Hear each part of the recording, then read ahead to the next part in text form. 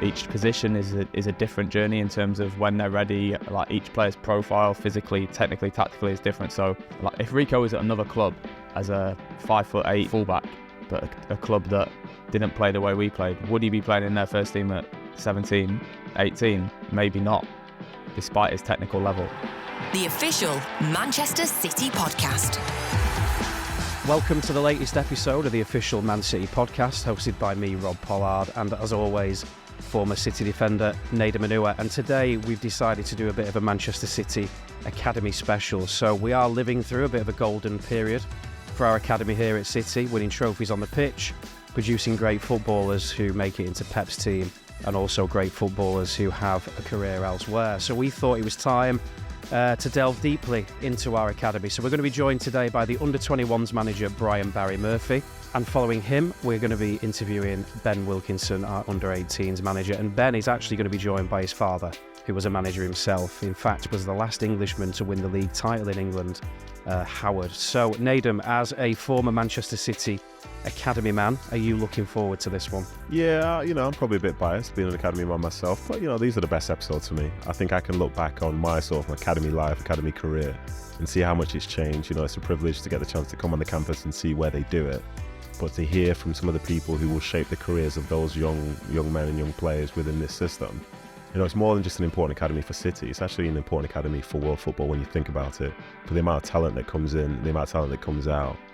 Why not speak to the people who get the chance to see it all and sort of shape the futures of so many? Okay, so here we go then. A Manchester City Academy special.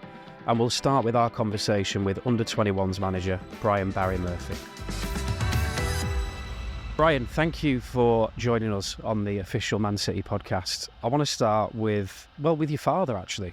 For those who don't know... And I thought this was about him. For those who don't know, Brian's got a very famous father. He's a bit of a Gaelic football legend, is that correct? Yeah. When I first came to England for about... I came when I was 20, and I'm 44 now, so that was a long time ago. And for about six to 7 years, there was no acknowledgement of who he was or what he did. And then someone did an article when I was at Preston, and word just got out about this, about who my father was. And obviously, you could deny it no longer. And then before you know it, every season will pop out about what's he doing. And I suppose trying to explain to people in the UK what the sport was, and people would say about hurling, and American people used to say about hurling, is that with the sticks in Scotland? And I said, no, it's an Irish sport with sticks in our version of it. And then it just kind of eventually it just became normal for people to ask me about my father first rather than about myself, which was always the case in Ireland growing up. And it was almost going back in time for myself. What's it like growing up with a famous father like that, especially a sports person? Yeah, I suppose when I think about it, it would be similar to, I suppose, somebody in the UK growing up with a very famous football player. But I suppose in Ireland, hurling is kind of the be-all and end-all of local life, and it becomes such a huge part of our everyday existence because it's an amateur sport, and essentially it's very localised or regionalised in the sense that wherever you grow up, you play. And that's your team for life. So there is, every now and again, somebody will go from a different team to a different team because of work-based commitments. But essentially, it's a representation of where you come from. It's very tribal. So were you uncool because you were playing football? Yeah. So in the very early stage of my life, soccer, as it was then known, was in Ireland in the 70s and 80s was very much an outcast sport. And my father was one of the first ones who went from playing hurling to sporadically playing soccer games. But there was a system in place where if you were found out to be playing soccer, you could be suspended from the local games. Wow. Which was pretty serious stuff at the time because of all our history and what have you. But eventually it became more common, and then obviously our exports became more successful and well known, and then it essentially became acceptable for the likes of myself to partake in this sport more often. And it was probably, it's an interesting story, I think, of probably the complex nature of my country's history.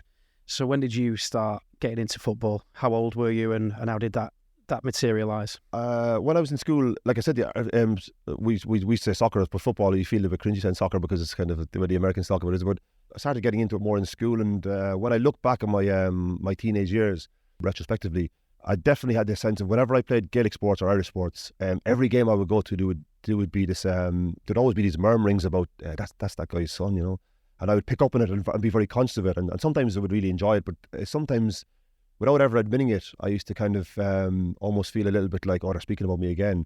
And I think it kind of subconsciously made me go towards football, because I never had that association. I was almost like kind of just another one of the players, and kind of forged my own way and had then the usual Irish career path was you'd go on trial to different English clubs and eventually you'd succeed and pick up a club. I really didn't have that journey. I went to clubs like Arsenal, Celtic, Man United, but never got offered the route that my peers had got. So I ended up staying in the League of Ireland as a 16-year-old and then stayed there until I was 21 and then signed for David Moyes at Preston. But so my path was really to stay in education and play in my local league, which it was a good grounding because I was essentially playing with senior pros of all ages, just in a level that was probably not as high as the English lower leagues. Which peers do you mean that sort of made the way over to the UK and played well from a young age? Yeah, well, I grew up so like my age bracket was like Richard Dunn, Robbie Keane was a year younger.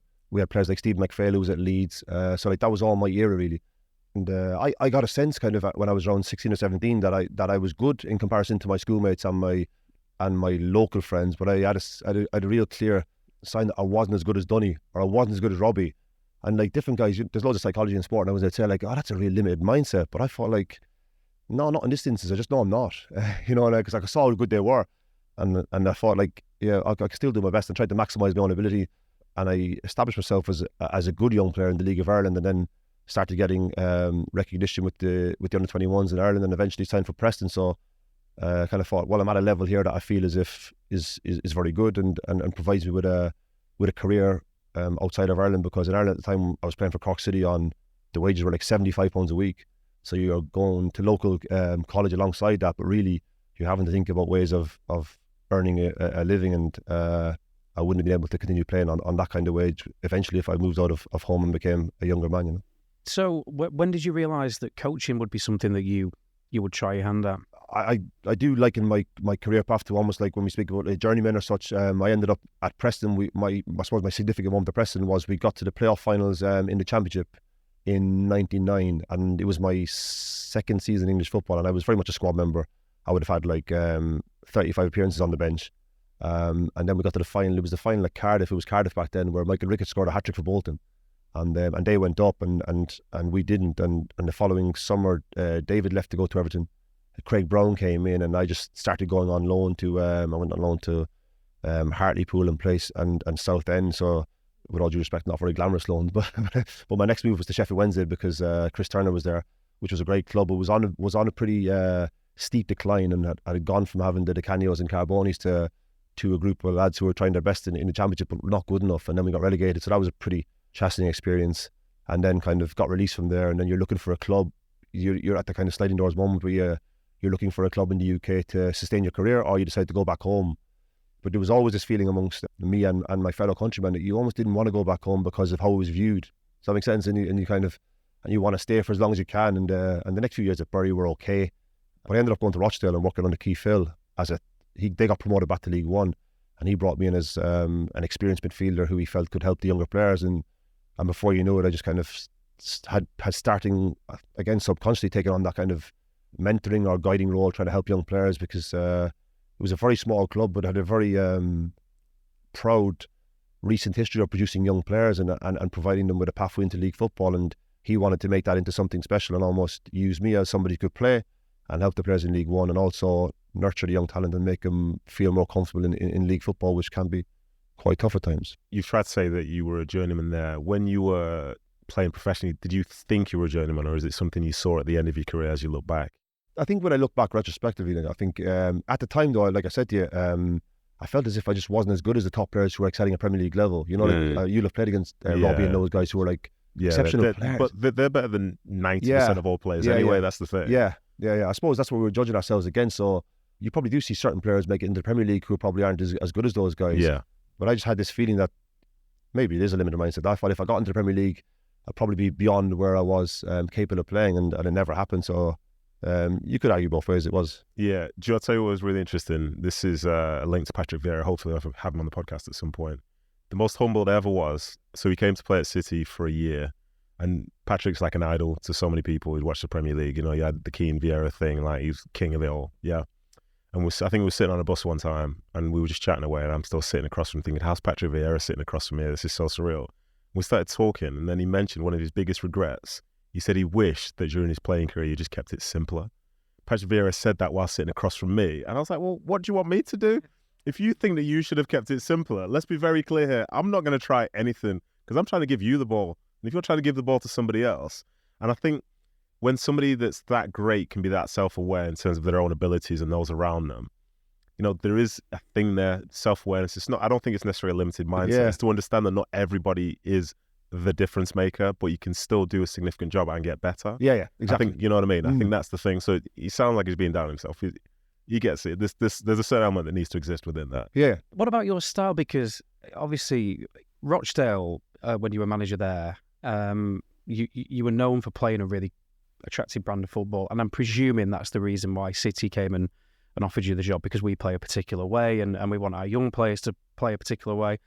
Given the managers who you played for, did you take it from them, or is this way of playing the game and the way you see the game, have you developed that kind of independently of those influences? I just had this. I had again a significant moment towards the end of my career where I thought I was playing maybe 10, 15 games in League One, but I was playing at this point where I no longer had this sense of anxiety or fear about failing anymore or going back home, and it was almost liberating for me to play in this way where I wouldn't say it didn't matter, but I just had a freedom in the way I played, and I thought if I had this when I was younger, I may have challenged that where I could have gone, because always a Sheffield Wednesday, we were at the bottom of the table, or you're worrying about getting released the next contract. And it definitely had a significant impact on your ability to express yourself in all moments. Playing in fear, almost. I think so. Yeah, I think so. And the more I've learned, I just thought if I can show young players the value of being really confident and expressive, and almost enjoying making mistakes and failing, I can really make them into having the best possible careers they can have. And something that I felt held me back almost wouldn't hold them back. And it's happened quite a lot in my previous role, and now here, where you see certain players who are definitely amazing talents but have certain things that hold them back. But I am noticing the younger players of today don't seem to have, maybe they have it in different ways, but they don't seem to have the same anxiety about different situations until they encounter them, I think. Yeah, I think that's fair. And I don't know if you're the same as me, but I saw so many players across the years who were great players in training, make some really brave decisions in training. But then as soon as the lights are out there and it's a match day, they kind of go within themselves because they have that sort of fear. But I think one thing that's changed across the years is the person on the side saying, keep doing it, keep doing it. Like I've seen some of the games, say City have played this season, where it looks like something's not going well according to how the manager sees it. So the conservative thing within me is like, oh, just change it, change it, revert back to type. But no.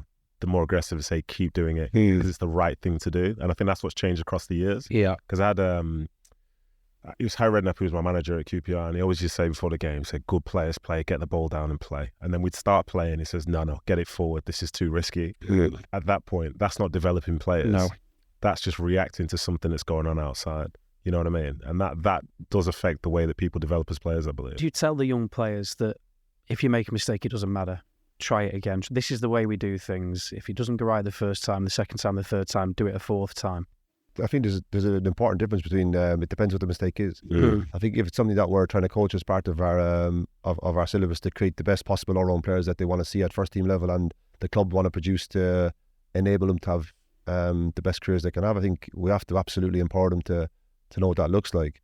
If it's something that you think is not part of the plan or not beneficial to them, I think then there's still a place for that directness or teaching players directly, because it's almost gone away from that, as Nedum referenced. Like every no at the moment can be about this is okay, that's okay, but we have to be clear on what is we believe to be in the player's best interest based on our professional qualifications. I think that's important to give that clear distinction between those two elements. Yeah, for sure. And what I would say as well from my perspective with this is that I think for the way coaching has changed so much across the years, when you look back at David Moyes from when you first started compared to even potentially David Moyes now, everyone is a link within the chain itself.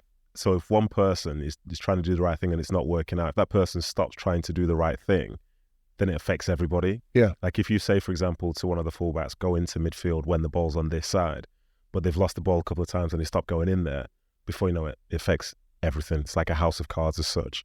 And I think that's the difference, I believe, between a more modern thinking manager who knows the importance of everybody continuing to stick to the plan versus those who just all of a sudden just react and get really conservative by nature, because it might stop you from losing, but will it get you the win? And I think that, in my opinion, I think that's a real difference. We could go into like hours of what I've got from the manager here, but the obsession with this kind of aligned plan, and the beauty of top level elite sports, references basketball, NFL, whatever, is that like you, Nate, and me will have like small different opinions of what is best for each individual game. But those conversations are for like early in the week, early in the season, and then once we decide on this is the way, I think you just, from him, like you just get like this clear vision of this is it. And if you don't want to do it, like you better like show it now, because exactly you're going to be seen. Like, you know, this is it. Yeah. It's you get this sense of being around him is that, like, you know, once he every now and I've seen him once twice go, like he's not quite sure of.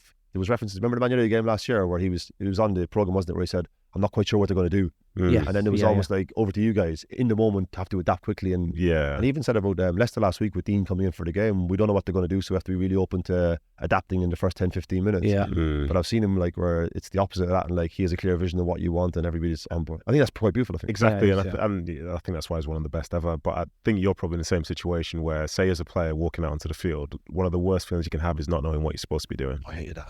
Like, I hate it with passion, but some managers leave you in that spot. I hate that. But then the opposite's true. When you step in there and you know exactly what you're going to be doing and how it affects everything. Well, Pep's team have the clearest style of play, don't they? And it filters through the levels here, doesn't it? I mean, the 18s and the under-21s try and replicate as much as possible that high-intensity style of football, playing 4-3-3 generally, playing on the front foot, trying to win the ball back quickly. Those principles kind of filter through, don't they? Yeah, I think so. I was going to go into that even before, when I came from Ireland, there was always this vision of the Man City Academy when you were there. I think we had people like Donald McDermott, you remember, and Ashley Grimes. When we first came from Ireland, there was always this vision of the Man City Academy. Was always kind of that's one reason I was quite nervous about meeting Nedum. There was always this aura about the of the Platt Lane days where you guys had all these great players. Man United brought through the class of '92 and all these, but there was always the sense that if you got into the academy in Platt Lane, it was where they produced like this kind of you had a chance. It had a kind of a mystical quality. Yes, that's right. Because Donald came from Ireland, it was kind of one of our best exports and stuff. So the academy's always been that way. So it's interesting for me now to see that it's still retained that sense of so many local players still so involved, and some of our best players are still the local ones, and they almost carry that mantra through, which is it's important. But in terms of the club philosophy, it's I think it's evolved in nature, but we still have this. Jason's obviously leaving now to go to Southampton, but we still have this overriding kind of godfather figure of Achiki, who's kind of like died in the wool Barca, where you still have to. I definitely feel anyway. You have to supply two wingers who are on the touchline every single game, and they have to run in behind and take players on. And he essentially loves seeing like a single six. So like this player of like, I think it links back to the Cruyff days, doesn't it? Where our players think about what we look for. I think he's essentially looking for a Busquets or a Pep or a Xavi. And like if you want to evolve that in your own way, in certain ways, I think it's fine. But I think if you were to go away from that, then it wouldn't be kind of coaching the way the club want to be developing players. So I think it's still significant that there's a clear identity of the way the team should look, and within that then the individuals will all have small kind of differences of the way they play, but those wingers are so synonymous with the club, I think, based on what he wants to see at the top level. How would you get the young lads to like you so much? Because whenever do they like him? Yeah? Oh, they do. Just checking. Okay, they do. I did all three UEFA Youth League games, and myself and Brian would be sat at the back of the plane. We got our own seats at the back. I was going to say, it must be nice, huh? The players, it's a big change for me this one. The players love him. So how do you do it? Because that is not easy, you know. But they all respect you, but they all really like you as well. Like this is not self-deprecation, but like I would say though, I've just challenged Rob on that. Like people say to me, what's the difference between managing in the first team, which you did in Rochdale, and being here? I'd say not a whole lot in terms of the dressing room. There's exactly that dynamic of certain players will think you're great because they're always playing, but there'll definitely be players within that dressing room who like are thinking like, I won't use bad language on here, but like he's not giving me a chance, or will feel we are done. So there's always that dynamic that I think you have to be mindful of.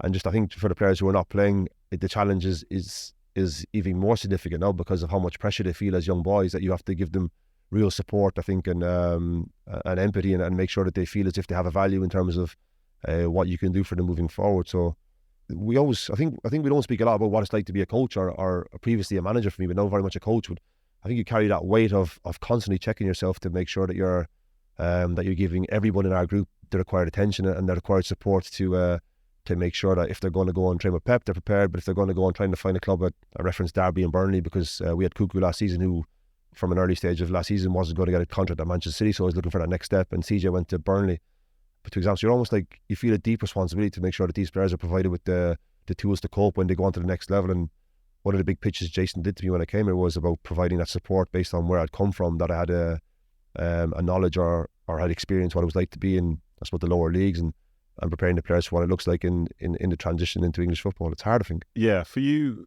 in your personality, based on where you've been and such, do you think it's easier for you to adapt to coaching the younger people, or to be involved in sort of like men's football as such in the football pyramid? I don't know any of them. People said to me about when you came here, it must be great of being involved in a no pressure situation. Well, I wouldn't say that. Yeah, No, I wouldn't say I'm that. glad you wouldn't. I've never felt so much way. pressure.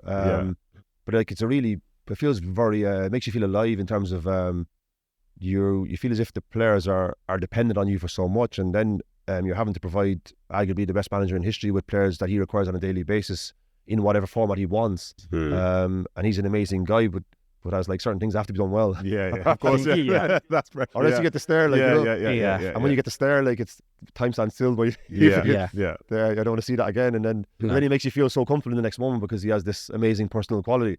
But that's a form of professional pressure, I think, that you have to deal with. But I'm probably going off topic. But there's so many challenges that the players face. You just feel as if you have to be always in a position where you can help them all the time.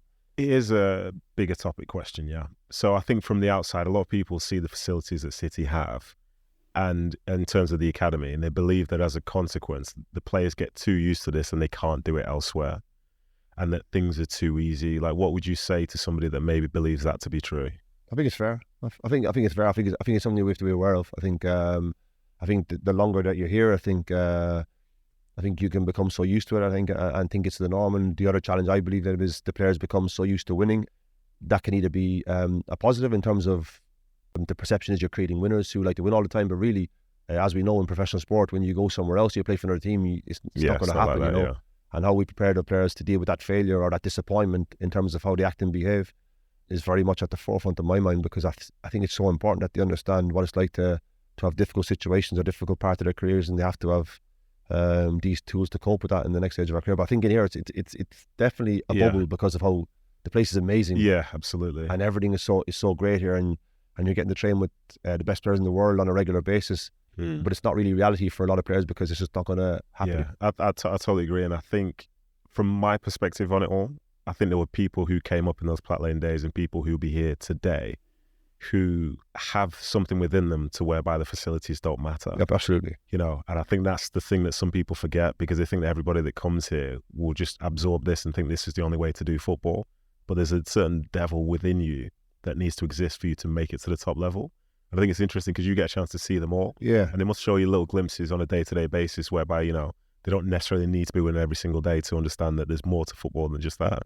I think there's a lot. Like, I know, like, I won't reference all, but like Rochdale was a very small club with no budget and no pitches. But the players we produced, it wasn't impacted by the lack of facilities, because the players were so hungry to progress and get the opportunity to train on pitches like CFA or play at stadiums like Academy Stadium. We play at Academy Stadium in those league games, and it's the best stadium I've ever been in my life. You go into the coach's room and it's like being in the Bernabeu or Camp Nou. The facilities are amazing. But it's not normal, really, is it? Like there's some, like Oscar Bob came from Vålerenga and said to me the facilities in Vålerenga are for Norway are good, but like in comparison to here, it's like there's just no comparison. So I think there's something in always being conscious of what's happening and preparing our players for. But we can use the loan system as well, can't we? I think of Tommy Doyle, James McAtee this year, for example, they've gone out on loan and they're getting James and James has shown like a really good capacity to overcome adversity, because I think the start of that loan was a shock to his system. You're going to play for the Blades in the Championship, where they have a really established squad and the league is so competitive. And I think definitely he would tell you for the first 3 months he was blown away by what it was like. But I suppose then what the people at top of our club will see is how they adapt and overcome that. And he's definitely shown that to be, I think, pretty significant player for them at the end of the season. Absolutely, yeah. It is an interesting question, that elite academy versus non-elite. That, I mean, for example, John Stones is a player of, obviously in City's first team, one of the best.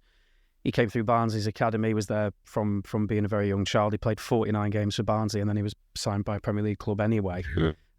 Would he have got those 49 games at age 17 if he'd been at City? Maybe that's sometimes a question, isn't it? England are definitely saying, aren't they? Like the numbers are showing that Harry Maguire, same at was at Sheffield United in League One. Like a lot of those defenders are getting that exposure at younger ages, because one of the challenges we still face is our best 17 or 18-year-old centre-backs will have no experience of heading the ball or being involved in aerial duels. Yeah. And we played in the EFL Trophy at Mansfield in the first game. Nigel Clough was the manager. He was laughing, like, because like the first welcome, the first 3 goal kicks, like, they had a friend of mine was playing right wing, Lucas Aikens. He's a great guy, but like 6'2" right winger, like so good, so powerful, and like the keeper's kicking it on his head, and like our lads are going up like so green, like up for a lovely, post header.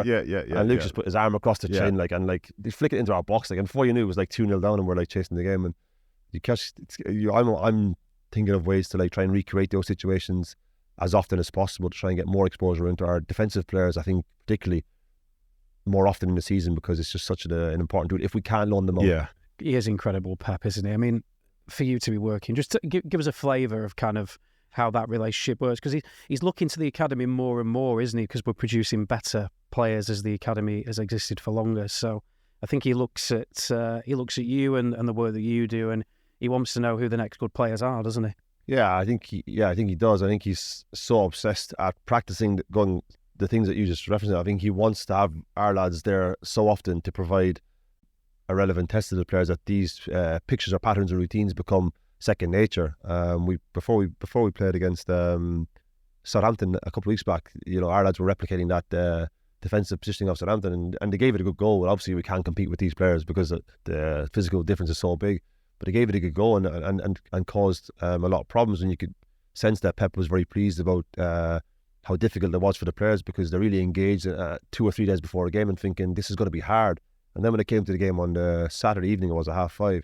I watched that and I thought there was a lot of similarities in terms of what Southampton had done to us, but the players just looked so sharp and so prepared, and like the movements were almost like second nature, and it's just so recognisable from what he had practiced and had come to life in the game. Was like, it's inspiring to see. And then I think there's still that creative impulsive action in the last moment where like Kevin will make a certain run at a certain time, but like that is rehearsed, but at the moment that Kevin goes is just like that, he was that feeling, doesn't he, or that sense of when it's right, instinct. And then that synchronised understanding between him and Erling and Jack, and it's just like I think it takes a lot of practice, doesn't it? But then like the actual skill level to implement it is probably one of the most significant things for me that I'm seeing from him, in terms of almost like seeing the value in practice and repetition, and then saying to the players, we practice these things and now the time to implement it, or for you to use your football knowledge and skills to implement it, is kind of over to you. And it creates, I think, a healthy balance between being prepared and not being robotic. Yeah.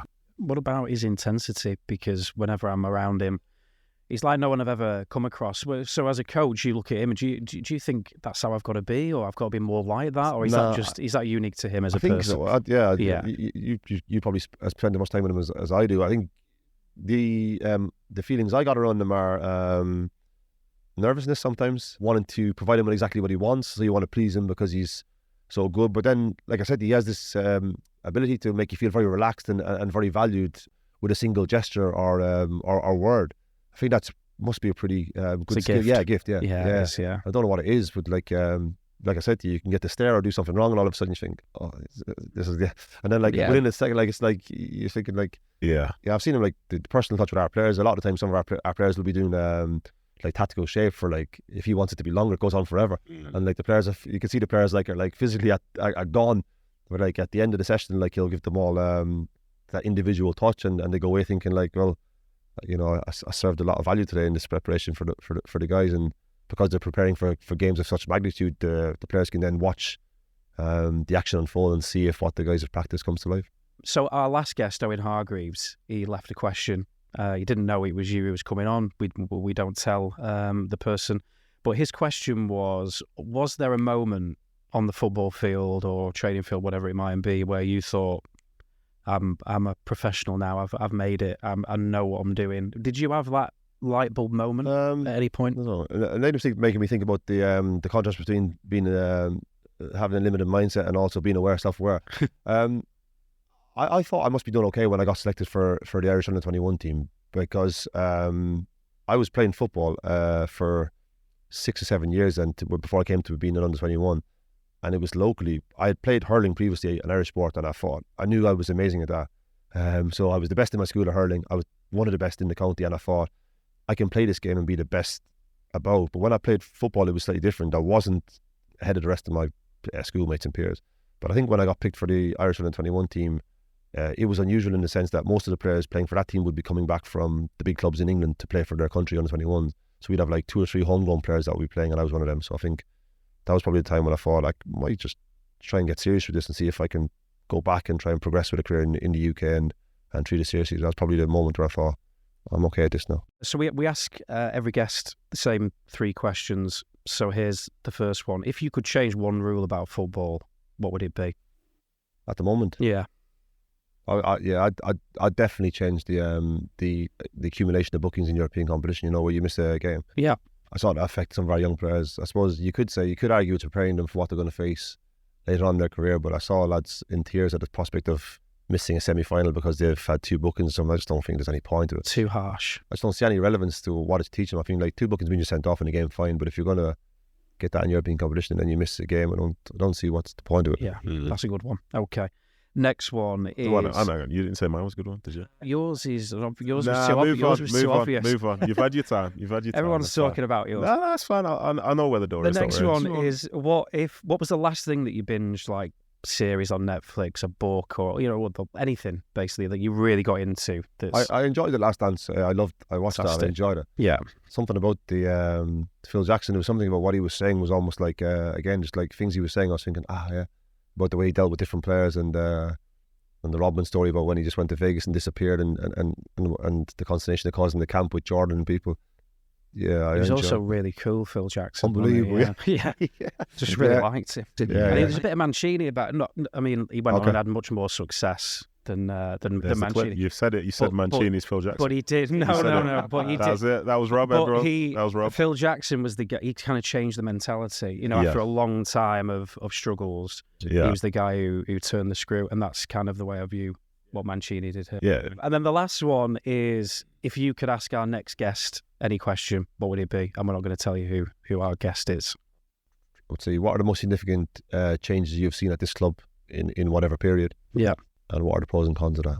Fantastic. See, it's for Rob Pollard. I like that. A little bit at the end sealed the deal. Yeah. I like that. The pros and cons. Yeah. I wanted to ask Rob that one on the fly. Yeah. Any Man City questions I asked him? Of course. That's our relationship was formed. Of course. Yeah.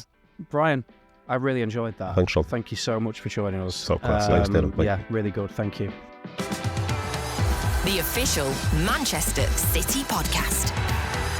That was Brian Barry Murphy there, our under-21s manager. Okay, now it's time to switch attentions to the under-18s. So here's our conversation with Ben Wilkinson and his father, Howard.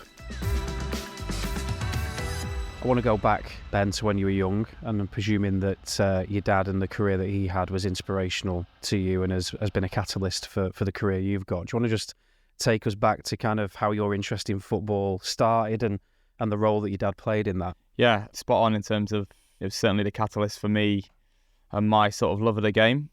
All my earliest memories are basically of football, and obviously my dad was at Leeds at the time, so I can remember it really, really clearly. I can sort of remember from the age of 3, 4 going to games, watching games, and just being obsessed with it, really, into every detail. Yeah, it was just love at first sight, really, and that carried on, I think, until I was 9 when Dad left Leeds. So that sort of early 7, 8 years, went to so many games. Was fortunate enough to be able to see the training ground. Even just, I remember car journeys where you'd be on the phone and I was just taking it all in. And I was really, really fortunate in terms of what I was able to see at such a young age, because it was almost like it was just normal.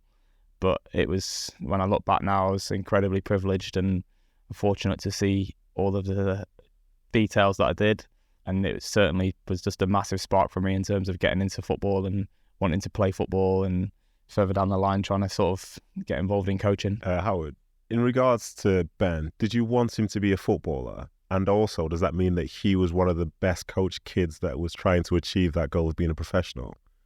I'll answer the second one first. I never coached him. Okay, how come? Just circumstances. I was working in Leeds most of the time. Ben was in Sheffield, what with that and school, etc. So there's very little time. And anyway, I didn't think it was appropriate that me as a coach and manager, I'm coaching a boy who I think should be enjoying just playing forget what to do and where to go, just play. Mm-hmm. And he was obsessed. Okay. Did he get that from you? He got that. No, do you know what? I think he got it from his mum more than me, because he's not sure about that. He's not sure. I think he thinks it's you.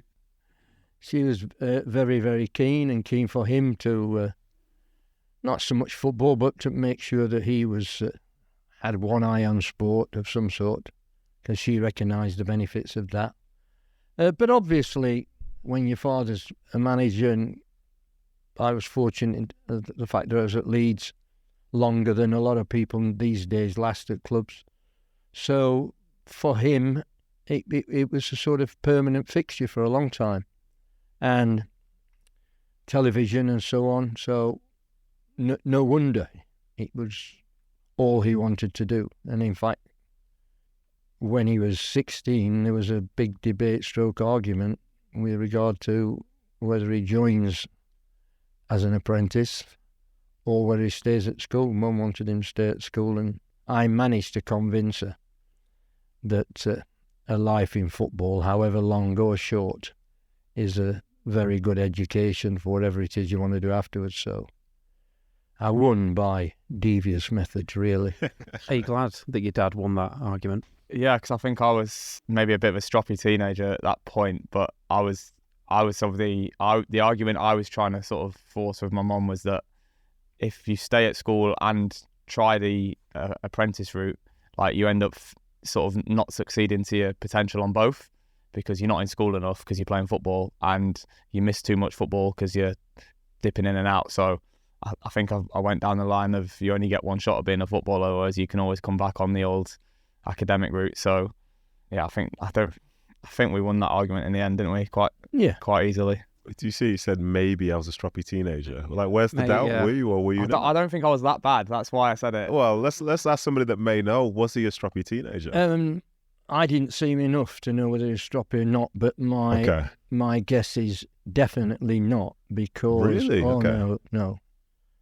His mum was the ruler in our house, without a shadow of a doubt. So she had the final say, and the first, and the one in the middle. Of course, yeah, of course. Howard, you mentioned something I was going to ask you about there. You talked about when you were at Leeds, you had time to build, time that perhaps managers don't get today. You had the luxury there of having a period to build up to that league title victory. Do you think managers need to be given more time, or do you understand the pressures on owners these days whereby they need to make changes quicker? I understand the pressures on owners, but at the same time, I don't think it's good for the game. I think that I don't think they do enough research with regard to who. I mean, when I joined Leeds, I only joined Leeds on the basis that, having spoken to the chairman, Leslie Silver, in about 4 secret meetings, that I went into Leeds with a 5 and 10 year plan. With regard to the whole club, it just wasn't as it is these days. It was centre of excellence as it was then, but academy as it later became, and youth development. And he gave me, although they were at that point, before I joined them, about third bottom in the second division, or what's now the Division 1. It was crazy, because I had about 5 meetings with him, and at the end of those 5 meetings, we discussed, or I'd engaged him in the idea that if you do it right, it's right for life. To that extent, we had a 5-year plan and a 10-year plan. And we'd have seen the 10-year plan through, but unfortunately had a very, very terrible armed robbery at home after about 7.5 years. And after that, he was never as strong as he was before, nor as enthusiastic. So that was a shame. But in essence, in fact, the last meeting we had, I said, so there you have it. If I do come, there's a short way and there's a long way, a long road. The long road's better, but I suppose the short way is more attractive. And he said, what's the difference between the two? I said, well, between 5 and 10 million. Ben, how proud are you of the job that your dad did at Leeds? Because to go into a second division club and end up winning the title, the last Englishman to win the title as well, which is remarkable that we still sat here today and another Englishman hasn't won it. But how proud were you at the time, and how proud are you today? It's probably difficult at the time because I didn't quite realise the magnitude of it. But I guess when you look at it now, it'd be the equivalent of someone currently sitting at the bottom end of the Championship, winning the Premier League within 3 years. You know, it was like they would be bottom end of the Championship now, win the Championship next year, top 4 in the Premier League the year after, win the Premier League the year after, which it's unthinkable. Yeah, that's kind of the best way really to describe it, I think. So when you look back at that, and also like the longevity after that in terms of what we experience now, like you talked about in terms of how long a manager gets, so to be at a club of that stature for 9 years it was an incredible achievement, you know, when you look back. And like I said at the time, I didn't really probably understand the bigger picture stuff and the sort of the magnitude of it. But yeah, it was incredible for me to watch, and myself, my family, you know, we're all really, really proud of what Dad achieved, and the sort of the way his standing within the game now amongst his peers, and it's amazing. Ben, how did your move to City come about? I was working at Sheffield Wednesday at the time. I was taking the under-18s there, and some jobs came up here across the academy, but in particular the 21s. Simon Davis had just gone from the 21s coach to head of coaching. They basically, the jobs were available. I knew 1 or 2 people here already who I spoke to, and they sort of said you should apply. So I applied, went through an interview process in terms of a formal interview, a pitch interview, etc. And then it ended up with me being offered a role as the 21s assistant. Was that with Paul? That was with Paul, yeah. Paul Harsley, yeah. So it was a very strict, rigorous process in terms of I've not been to a lot of interviews anyway, but it was quite comprehensive in terms of, you know, the different areas you were challenged on, but it resulted in me ended up working with Paul for 2 years with the 21s. And then in terms of the style of play we play here, because we try and play, I mean, obviously you tweak systems depending on who you're playing, but there's a general way that we play and a general approach. How much of that was already the way that you saw the game, and how much have you kind of adapted to the ways that City want to do things? Yeah, it's a great question. There's definitely some similarities in terms of, you know, in an ideal world, how you'd like a team to play and how you'd want a team to represent you as a coach. At Sheffield Wednesday, we did play in a certain way, but obviously we had limitations in terms of trying to play the way we play at City because we didn't have the level of player. So again, Dad touched on it earlier a little bit in terms of understanding what the players' strengths were, what sort of profile of players you had in your squad, and then trying to play to those strengths, and also fall in line with what the club wanted and what did a Sheffield Wednesday player need to look like, or if he wasn't going to play at Sheffield Wednesday, what qualities did he need to succeed elsewhere?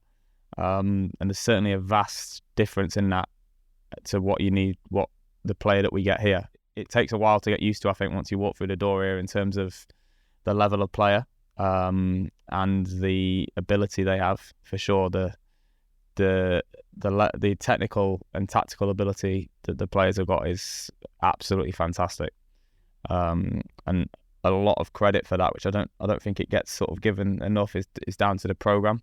I remember the first week I worked with the under-16s, so I went from the under-21s to the under-16s, and that 16s group was Rico Lewis's group. So like Rico, and then still players who are in the 18s now, like Nico O'Reilly, some players in the 21s, Jadel, Will Dixon. There's many who have been here since they were that young. I was astounded by how good they were in my first week of working with them. At that point, they'd have been 15. And I remember working and doing things in training, and I quickly realised I didn't need to stop and coach a lot of the things because they were almost ahead. Their technical, tactical intelligence is very, very impressive, and that allows us then, say, at 18s and 21s to really try and be in synergy with the first team, and produce players that are capable of playing our first team, and also have skill sets to go and compete elsewhere with it in a first loan move or a permanent move in some eyes of players are now leaving here at 16, 17, 18 for big money and going elsewhere. So yeah, it's almost like we're putting the finishing touches to some great work that's been done lower down. What are the things that you think need to be added to a youngster at 16 who's exceptional to make them playable in a first team situation, whether it's at City or somewhere in the pyramid? Good question. Oh, cheers, mate. Thank you. I wish I'd Thank you very much. I appreciate that. Thank you. It really depends on the individual. If you look at someone like Rico, who's absolutely flown, he's going to be the best example we've got. He had a year in the 18s, played a little bit of 21s football, but not a lot, and played in a position which throughout the whole year is very similar to what the manager's asking him to do now. Yep. Very similar. And his level was just that high that I did think if he had that opportunity to go and train with them, like as an example, he was capable. We have other players in the system, for example, where it's a lot harder, I think. Like if Rico was at another club as a 5'8" fullback in the Championship at a club that didn't play the way we played, would he be playing in their first team at 17, 18? Maybe not, despite his technical level, because he'd have to defend 25 crosses a game at the back post, etc., etc. Does he have to do that with us? Probably not, because we have the ball so much. Therefore, his strengths are really highlighted. Each player has a different path. Each position is a different journey in terms of when they're ready. Like each player's profile, physically, technically, tactically, is different. So we've worked really hard to have sort of individual maps for these players over 4 or 5 years about what year one when they come in, when they finish school, looks like year 2, year 3, etc. Obviously, it doesn't always stick to them, but it is a challenge trying to map everyone's journey and try and get the right appropriate level of challenge, and also then be able to try and predict where they're at in their journey and if they're ready to go and play first team football. In terms of the academy system then, because there are some criticisms down there of the academy system in England that we don't have a B team system and that our youngsters aren't tested against men's football necessarily. What changes would you like to see in the way the academy system in England works, as somebody who's been an architect of the academy system? Structurally, I don't think I'd like to see too many changes that would make a big difference. In other words, big changes structurally. I do think that what we don't do as well as we might is determine just how good he can be. And that's why I'm not that keen on having fierce competition at an early age. I think that by the time you get to 14, 15, 16, 17, you need to be starting to learn how to win. How to win. And by that, I mean how to win other than by having the best players. It's one thing to go in the schoolyard and have a ball, and we've got 50 kids in that schoolyard who are all good footballers, and they go and play. But the goals are at one end and goals at the other end, and it's a goalie when necessary. There's no touchlines. That's that part of it. But when it comes to actually the career side of it, again, I look at other countries and unfortunately I can't do anything about it now, but we've now got 5 leagues with full-time players in, which takes a lot of servicing to find players, as it were, good enough to play in those leagues, but recognising that, of course, there's a different level. So I think if you look at what's now Division 5 in England and you went over to Germany or whatever, they'd be playing maybe part-time. So it's slightly different here. But what, for me, Pep's done, which I think is one of his strengths, he's come here with a clear picture of what it is he wants to do and how he wants to do it. You've got to remember, but on that basis, he's also come here knowing that the people above and whatever are happy to say, there you are, tell us what we need to do to make this system work for us.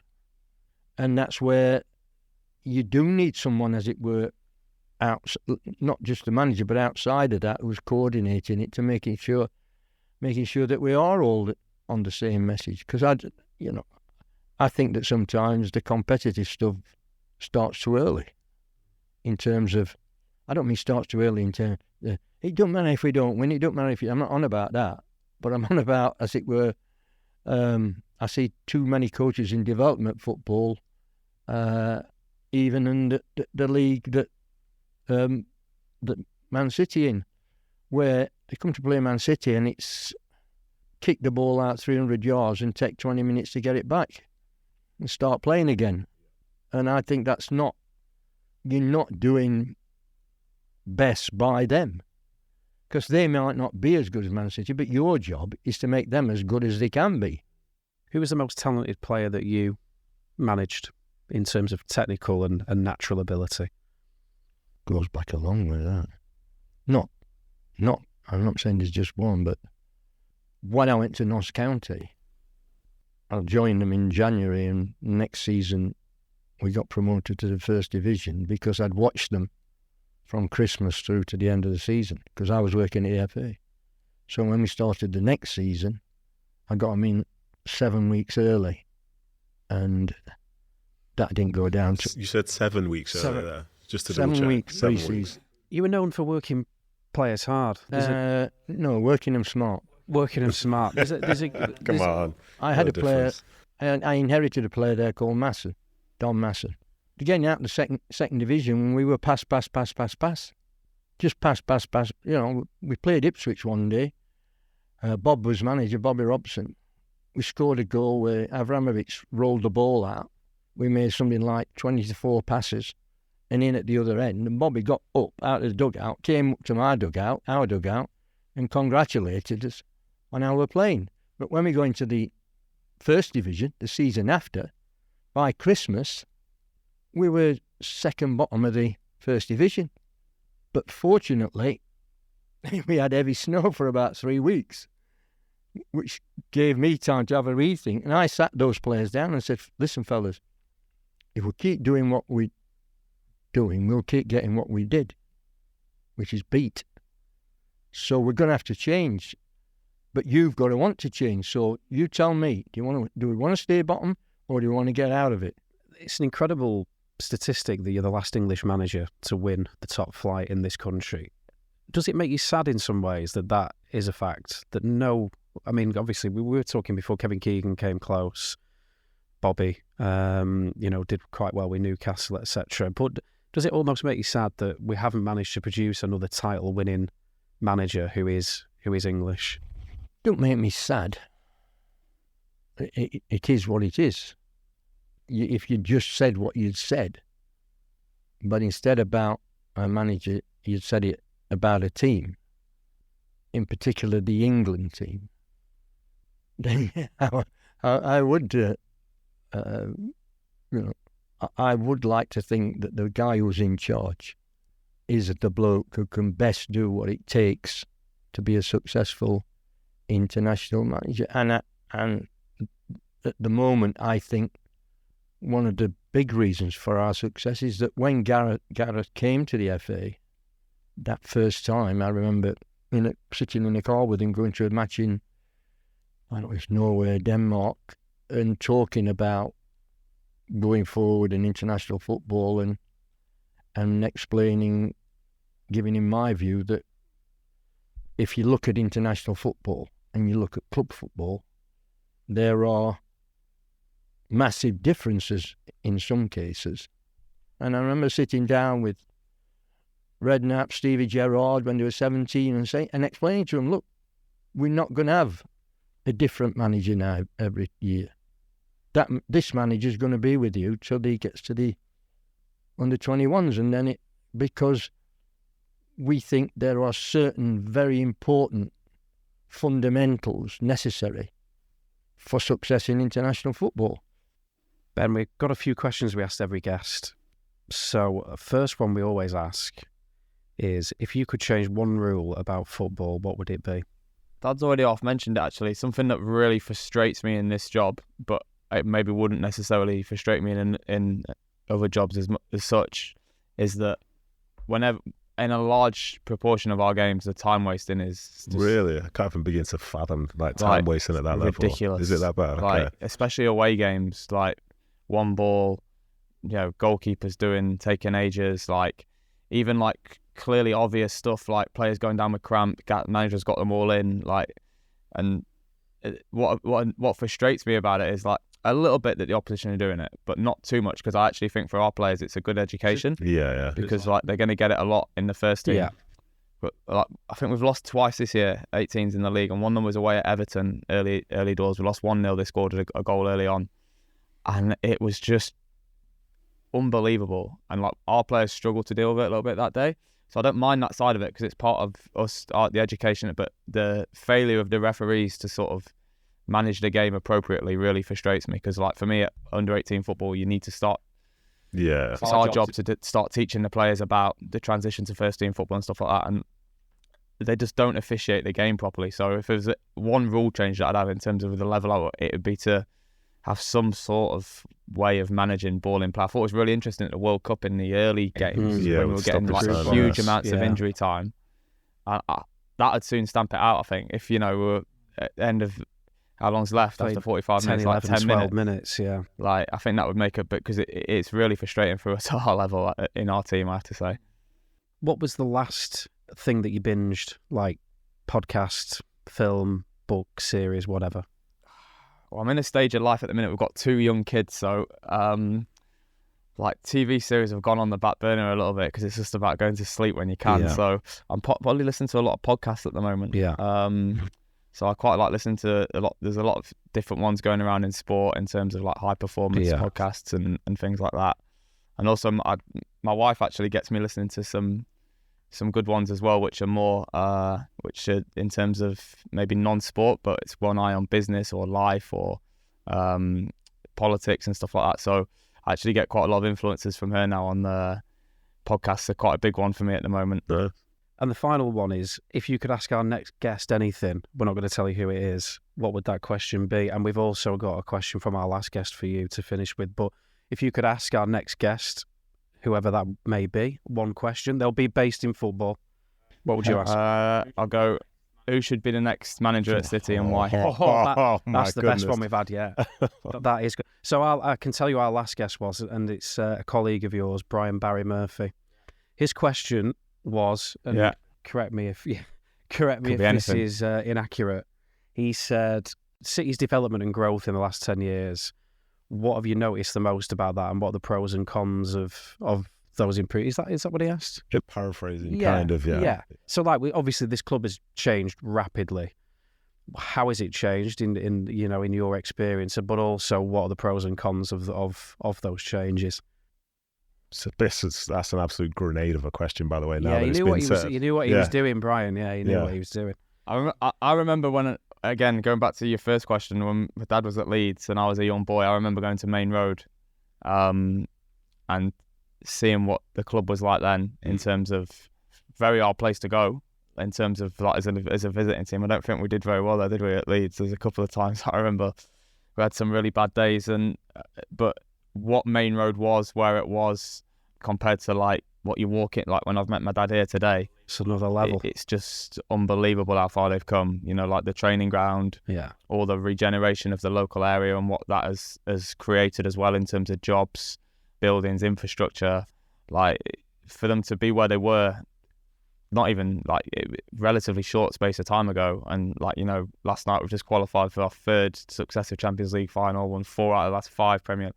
15 years ago to say that we'd have overtaken United in terms of, it's just, you'd have laughed, wouldn't you? Like it was impossible to think that. So I just think what the club is now in terms of what it all around the world in terms of the clubs and the City Football Group it's a really impressive. If you were doing a case study on how to sort of build a football club up, I don't think you could go far wrong with what the board have managed to implement here. And even like this place now, we've probably even out.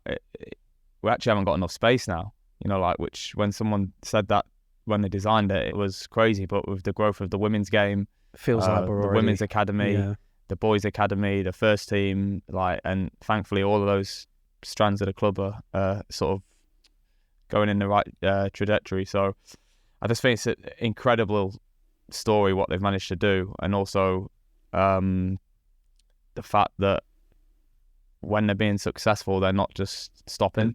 Yeah, it's constantly going again. Whether that be with first team playing squads, adding more clubs, increasing the stadium, like just announced the plans this week. It's always like what's next, and sort of being ahead of the rest, and in that area I think is unbelievable what they're doing. That will do us. Thank you very much for taking the time to come and speak to us. Ben and Howard Wilkinson, thank you for being with us. Thanks, enjoyed it. The official Manchester City podcast. That was Ben and Howard Wilkinson there, wrapping up our Academy special. Nedum, thoughts after those two? Yeah, really interesting. Everything I hoped it would be. And then also speaking with Howard Wilkinson, obviously he's not in relation to, say, modern day football, but he's so consequential in the history of football itself. So to get the chance to share a room with those guys and speak to them, it was I thought it was brilliant. Yeah, it's not often you get to share a room with someone who's won the league title in England, which of course Howard has done. But also what came through to me with both Brian and Ben actually was the very, very clear way of playing football. They've got a very Manchester City focus, but they have very clear ideas about how they want their young players to play, don't they? Yeah, for sure. And I think as well as that, they know that the players who are at the academy are talented, but talent itself is not going to be the only reason why they make it. So they need to, and they do really well in terms of teaching them what it takes to get to that next step, whether it's 16s to 18s, 18s to 21s, 21s to being a sub in training, or 21s to being with the first team. And it seems like the future's very bright for Man City. That's all for this episode of the official Manchester City podcast. Thank you very much for joining us. Don't forget to like and subscribe wherever it is you do your podcast listening. That way you are not going to miss an episode. Every time a new one drops, you're going to be alerted. And if you haven't listened to the previous podcast, you should do now. We started with Carl Walker. We've also spoken to Scott Carson. And last time out, we were speaking to Owen Hargreaves, and all three of those episodes have been absolutely great. So make sure you go and listen to those. Thank you for being with us. Until next time, take care and look after one another. The official Manchester City podcast. Watch the full video version of this show via City Plus and Recast now.